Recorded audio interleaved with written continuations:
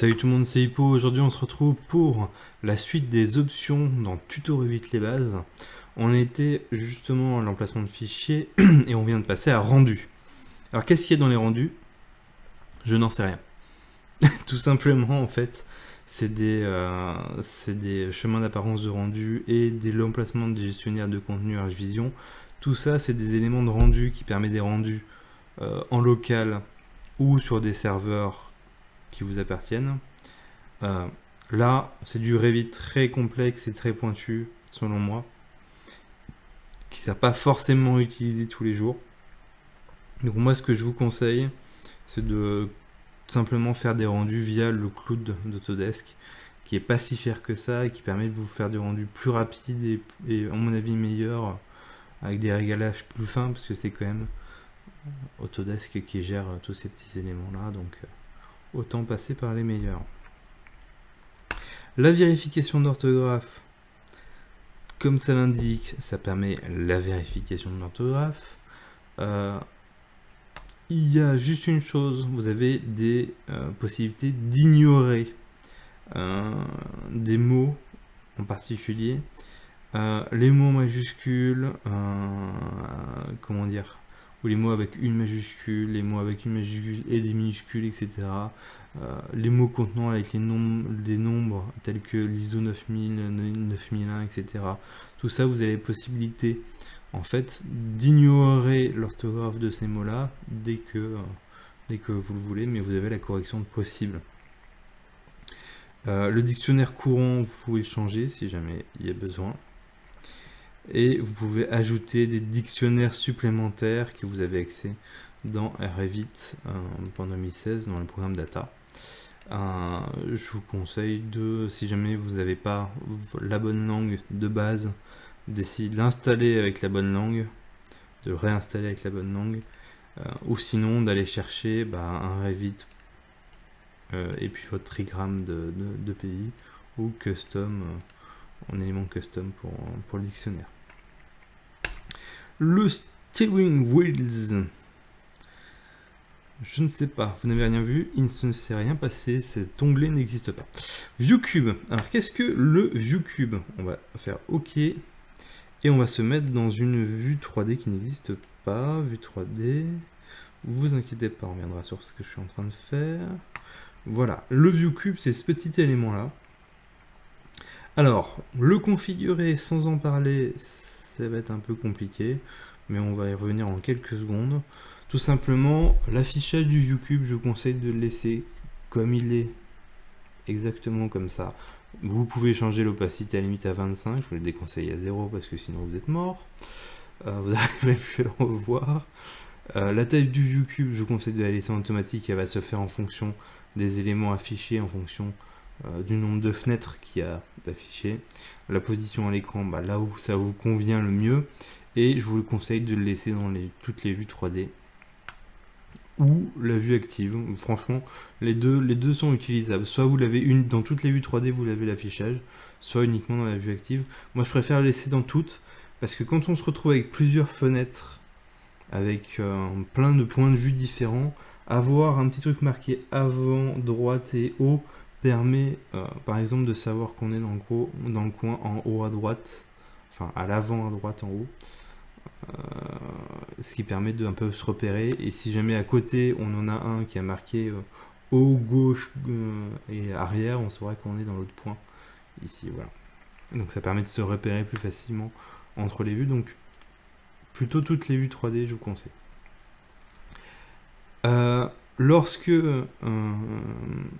Lorsque en fait tout simplement vous allez passer votre souris proche d'un ViewCube, vous allez pouvoir l'accrocher, ça je vous conseille de le laisser. Et puis le clic sur le ViewCube, ça permet en fait des déplacements que l'on va voir plus tard. Et la boussole, bien sûr l'affichage de la boussole, nord, sud, est, ouest, pardon, nord, sud, est, ouest. Je vous conseille de laisser tout ça affiché, même par défaut, limite. Et on passe au macro. Tout simplement là dans l'option, il y a juste le fait de savoir si on active ou non les macros, les différents éléments de macros. Je vous conseille de base de laisser les macros. mais de laisser demander pour avant d'activer les macros. Il y a pas mal de petits éléments qui sont faisables en macro et autres, et donc ça serait dommage de se bloquer dès maintenant des possibilités de macro. Donc voilà. Ce que je vais faire, c'est que je vais quitter ce projet. On fait non. Et on va reprendre depuis cette première fenêtre, et on va voir ensemble, comment dire, un petit élément. C'est tout simplement tout l'affichage qu'il y a en haut, qui va être possible en fait simplement de personnaliser ici. Simplement parce que vous avez plein de différents outils, boutons et autres ici. Et pour en ajouter et en supprimer à cet endroit-là, vous avez tout simplement un outil qui s'appelle la personnaliser la barre d'outils d'accès rapide. Et quand vous êtes là, vous avez plein de petits éléments que vous pouvez ajouter, enlever, etc. Et donc on va voir ensemble quels sont les petits éléments. En fait, vous avez tout ce qui est la gestion du modèle, les synchronisations et l'édition, donc annuler et rétablir, qui sont en première partie, simplement là. Le séparateur qui est marqué ici, donc petit séparateur. Vous avez ensuite tout ce qui est mesure et annotation rapide. Donc là, ça mesure entre deux références qui permet de mesurer des éléments rapidement mais qui ne sont pas fixés. Une cote alignée qui permet de mesurer la distance entre deux points ou entre deux éléments. L'étiquette par catégorie qui est une étiquette qui permet de marquer du texte. Vous avez des vues rapides et l'affichage en ligne fine ou ligne épaisse. Et vous avez la possibilité de fermer les fenêtres cachées et de basculer entre les fenêtres. C'est deux outils très utiles. Afficher la barre d'outils d'accès rapide sous le ruban, donc vous pouvez choisir de l'afficher en dessous de ce ruban là ou au-dessus. Si je fais ça théoriquement, voilà, vous l'avez en dessous. Moi je vous conseille pas forcément de le faire, simplement parce qu'en haut elle est très bien. Moi je trouve, parce que sinon ça fait de l'espace un peu de gâché en haut. Vous avez possibilité aussi de supprimer la barre d'accès rapide et d'ajouter des séparateurs directement depuis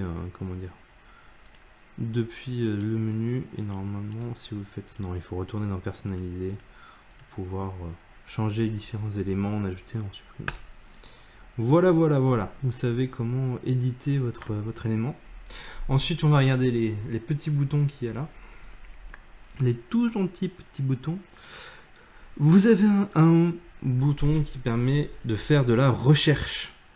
Ah non, pardon, on a oublié, il y avait celui-ci qui simplement vous permet d'afficher tous les petits boutons et de les choisir, les boutons rapides, tout simplement. Ici, vous avez la possibilité de masquer ou d'afficher ce qu'on appelle la barre de recherche, et la barre de recherche est très utile. Vous marquez des mots particuliers ou autres, et il va vous trouver ou bien la fonction, ou bien il va vous permettre de faire une recherche directement dans l'aide, et il va vous sortir la recherche depuis une page web. Donc le rechercher, donc c'est ici pour rechercher par rapport au résultat que vous avez entré là. Vous avez le centre de communication qui permet d'accéder aux annonces du jour. Vous avez les favoris qui permet d'accéder aux rubriques que vous avez enregistrées. Là, il y a se connecter, ce qui permet de se connecter à Autodesk 360. Qu'est-ce que Autodesk 360?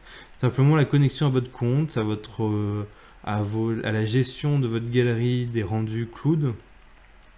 Donc les rendus que vous pouvez faire sur les serveurs. Et il y a plein de petits éléments encore que vous pouvez accéder sur le 360. Et là, on va aller dans une petite chose. Là, donc là, vous avez plein de petites ressources et autres, plein de petits éléments qui peuvent être utiles. Mais vous avez surtout le Exchange App. Simplement, quand vous allez cliquer là-dessus, vous allez avoir accès à... C'est bien, on voit tout ce que j'ai, tant pis.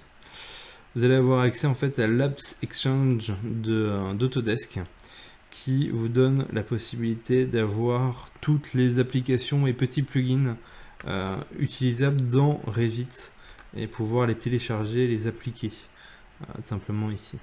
Vous avez un petit élément ressources qui vous permet de voir les nouveautés, l'aide, des vidéos sur les compétences essentielles. Donc en fait, à peu près ce que je suis en train de vous faire. Mais c'est mieux, moi je fais ça en mieux bien sûr. Le mec qui s'envoie des fleurs. L'Exchange Apps et la communauté Revit qui est affiché ici, pardon. Vous avez la vidéo de mise en route, donc simplement comment utiliser Revit au tout début, ce que je suis en train de faire. Il y a aussi une chose très importante, c'est que votre système marche de la même façon qu'une page web. Et comment marche une page web? En bas à droite, juste au blanc où j'ai ma souris actuellement, non, pas le menu. Vous avez une barre qui affiche tous les éléments que vous êtes en train de cliquer, enfin de passer au-dessus. Et vous pouvez tout simplement choisir les différents éléments et voir à peu près où est-ce que ça vous emmène. Si ça vous emmène à une page web qui sera peut-être interne à l'application, ou si c'est juste un élément qui vous donnera accès à cette chose. Voilà. Ensuite vous avez, hop, si on bouge mon petit menu, vous avez les filtres qui sont affichés ici pour la sélection des filtres et le nombre de fils qui sont appliqués. Ça, on verra ça plus tard. Vous avez aussi la possibilité d'avoir ici un petit bouton qui vous permet d'afficher en grand ou de minimiser les petits boutons un peu partout. Il est disponible quasiment partout, donc il est très pratique. Personnellement, je le trouve très pratique. Ça permet d'afficher plein de choses et de faire plein de modifications très rapidement. Et surtout de gagner de la place lorsque vous voulez avoir des rendus plus grands. Et nous avons maintenant la possibilité d'enfin commencer un projet, tout simplement. C'est parti, mais dans la prochaine vidéo, bien sûr. Allez, salut tout le monde.